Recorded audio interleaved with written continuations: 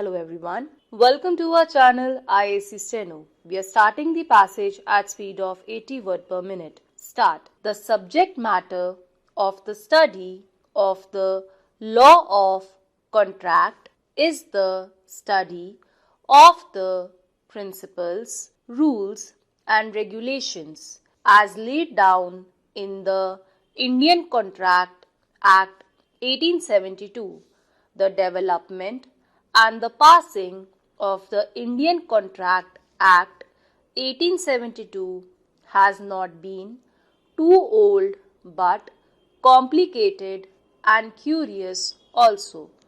Sir Henry Maine has been of the view that in early days of its development, the law of contract was not similar to that of his own time. According to him, it took sufficiently long time to reach that stage, and the process of its development was very slow. He said too that there were rules of contract in Greek culture as well as in Roman culture, but the rules of contract in practice in England were mainly based on Roman law of contract on the basis of the authenticated information available about the rules of contract in practice prior to the passing of the Indian Contract Act 1872. It can easily be said that there was no uniformity in these rules applicable in different parts of India.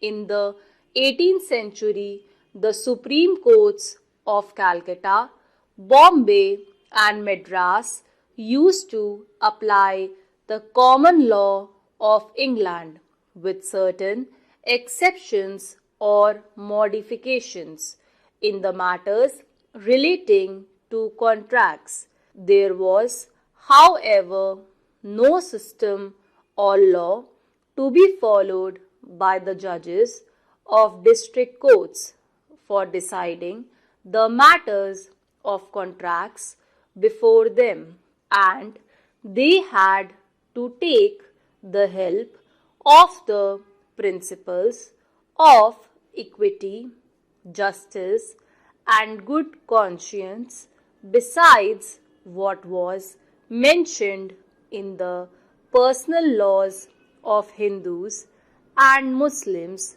in this regard.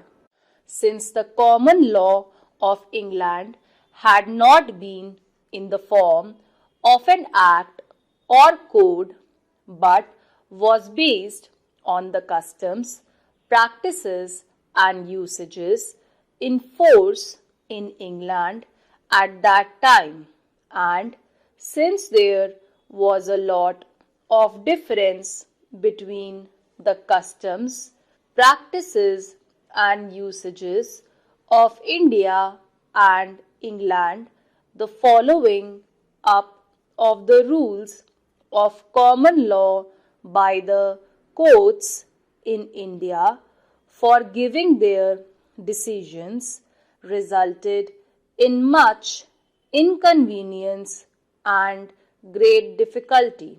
To overcome this difficulty, separate acts were passed for Supreme Court of Calcutta in 1791 and Supreme Courts of Bombay and Madras in 1797, and provisions were made therein that suits relating to matters of contracts were to be decided according to the provisions of Hindu law if both the parties were Hindus, and according to the provisions of Mohammedan law if both parties were Muslims, and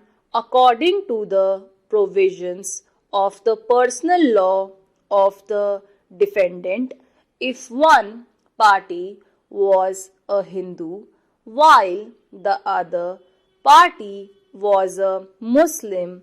In this way, the common law was replaced by personal laws in these courts, but the position in respect of other courts continued as before.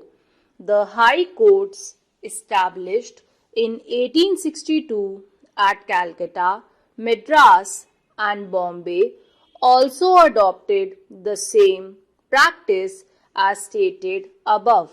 Thus, the rule of contract were not uniform, and there was much difficulty and inconvenience in the administration of justice. Keeping this position in view, the Indian Law Commission prepared a bill in 1866, which after some modification was passed as the Indian Contract Act 1872. Objects of the Indian Contract Act preamble of every act incorporates its objects. The preamble of the Indian Contract Act 1872 runs as follows: whereas it is expedient to define and amend certain parts of the law relating to contracts, it is hereby enacted as follows. As is clear from the preamble of the Act, the main object of the Indian Contract Act 1872 had been to consolidate and to bring uniformity in the rules of contract in practice, to arrange the law on the point systematically and to amend it if and where necessary. The Act proved successful in its object, as the uncertainty had come to an end and there had been uniformity in the administration of justice. The Contract Act is both an amended and a consolidated act, and it is not exhaustive of the law of contract to be applied by the courts in India.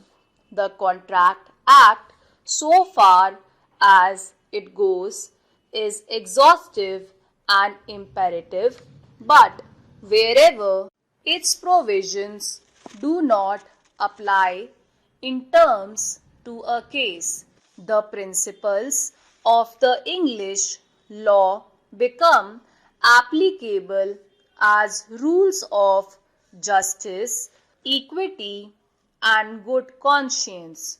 However, English principles of equity can be applied only if they are not opposed to the provisions of the Act.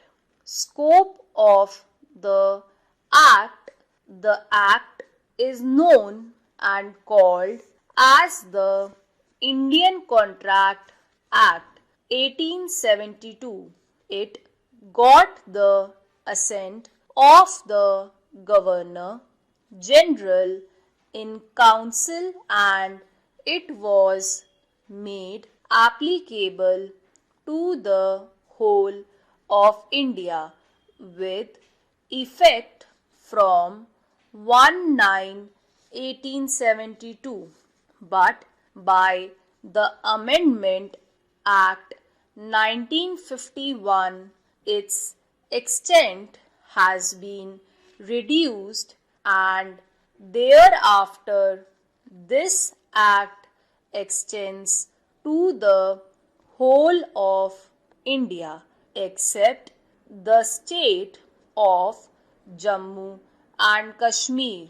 This Act is not retrospective in effect. It is prospective and does not apply to the contracts made prior to 1/9/1872.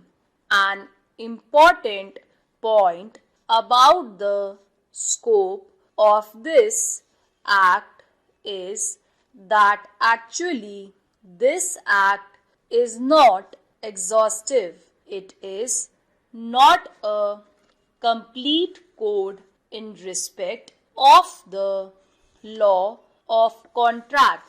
Section 1 of the Act makes it clear that nothing herein contained shall affected the provisions of any statute, act, or regulations not hereby expressly repealed, nor any usage or custom of trade or any incident of any contract not inconsistent with the provisions of this Act.